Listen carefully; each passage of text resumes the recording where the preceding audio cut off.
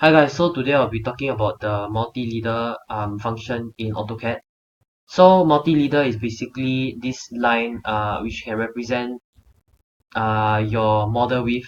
You can represent like how long your line is, what material your model is made out of, or stuff like this. It's just a representation. So you can access multi-leader through three different ways. First is the command port here. You can just type in multi-leader, and then you have it here. So you can select multi-leader, and then you can go on with it. The second way, which is simpler, would be from here, this annotation part here in your ribbon. You can click this small little button here.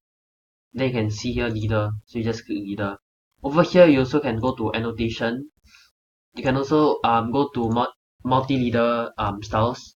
You can modify it, change the type of line you want. You can change it to spline or straight. You can change the color, the line type you want, the line weight you want also, and which symbol you want it to be. You can have it arrow form, dotted form, or whatever form you want. You can also change the size, the brick size. You can also change the maximum number of points and the scale you want it to be, and all the other complicated stuff, the more advanced stuff that you can do with multi-leader. Okay, so let's start. So for example, I want to label this road right here. I'll just click multi-leader. I'll drag it up here. Now I'll change my scale here. My scale is 15, so I'll change I'll type road 1. Okay, now I'll click here. Then road 1 will register here. So you can move this text anywhere you want. The line would still remain intact. It won't move anywhere. So you can move it here, or you can move it anywhere you want. Likewise for this line, if you move it anywhere you want, the line will still follow.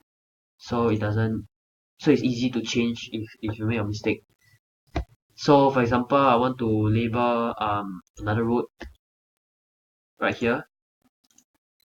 I want this to be road 2. So I change my text size again.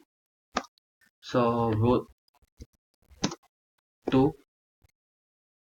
Just click outside the box, and then here you go. You have road 2. You can move it anywhere you want also. You can also align road 1, the text road 1 with road 2. Hold on. By clicking right here, there's this align section here. So you can just align it to road 2. Then just move it accordingly. Yeah, that's how you align it. Next, you can also add a leader, which is you can add multiple points to let's say you want this to be road 1 and this to be road 1 also. You can also do that. And then you can just move it accordingly if you can't see the lines clearly. And then you can go back to realign it if you want. Right here. Okay, so this is how you do it. You can also remove a leader if you do not want one of the lines. You can just click remove leader, then you can just click one line, and then you can just remove it. Okay, you can also label like you can also label like the length of this. For example, this length, I want it to be 15 meters. Just click outside the box. Done. So 15 meters, you can represent the length of line. You can also represent the material of the road. So many things you can represent. Also, you can also change the color right here. You can manage textiles simply from the annotation bar here. You can change your styles right here.